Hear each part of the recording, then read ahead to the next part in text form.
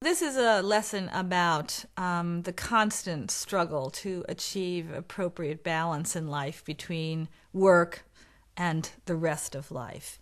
It's a struggle which I think may be particularly pronounced for women, but I think over time it has become more and more an issue that everyone in the workforce deals with. And for me, I had had the luxury, I would say, of having an academic profession.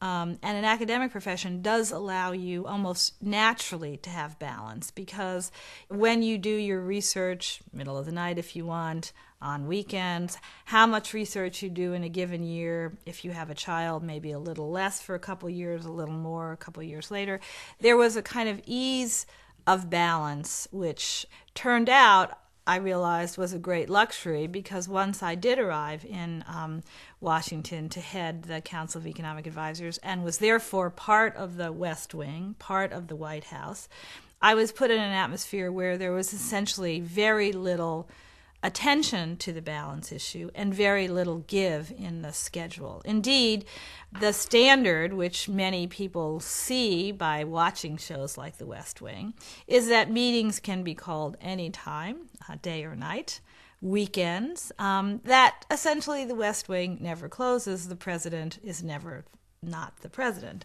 So I had very quickly to grapple with this issue of balance. I had a relatively young child and a husband who came with me to Washington, changed their lives to be with me, to support me in this job, and felt very much, as the spouses and children of all of the people at that level felt, that they were doing the jobs as well as the person doing the job. It was a family job. That is, the family was influenced every minute by the existence of the demands of the job.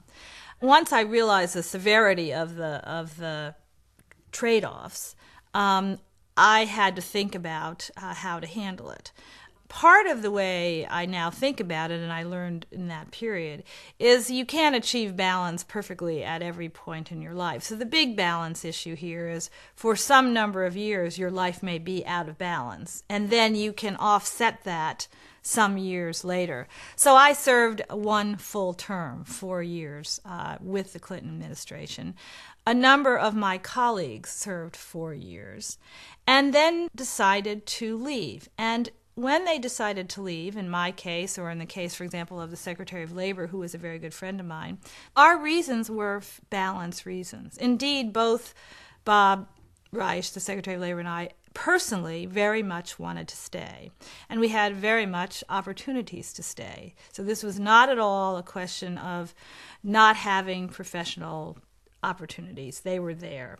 But after 4 years, our families, our relationships, everything else in our life other than having the positions we had was at risk, underinvested in, and needed some of our attention.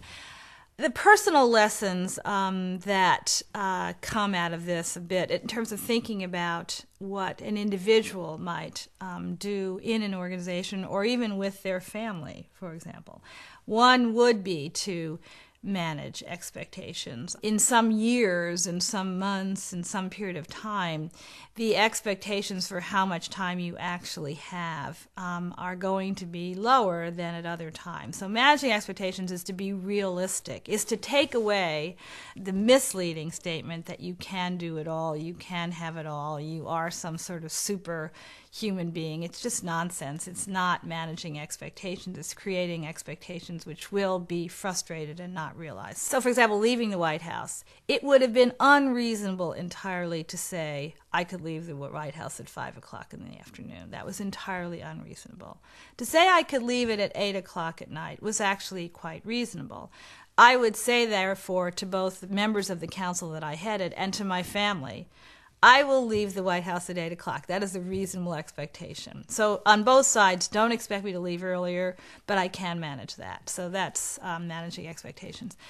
Planning really is, there's a lot of evidence out there, discussion out there about women's ability to multitask. I think it really is part of the necessity. If you're juggling a lot of things, you do actually have to have pretty detailed plans. And they can be daily plans, such as I will this day go to a meeting at 7 o'clock in the morning, even though I won't be able to drive my son to school. But they're actually more important sort of lifetime plans. It's a little bit like I will be in this location, I will do this for 3 years, and then I will try to make an adjustment because it's simply going to be, because my son's going to high school and I want him to be in a certain place at that point. So I do think planning is an important part of this, as well as managing expectations.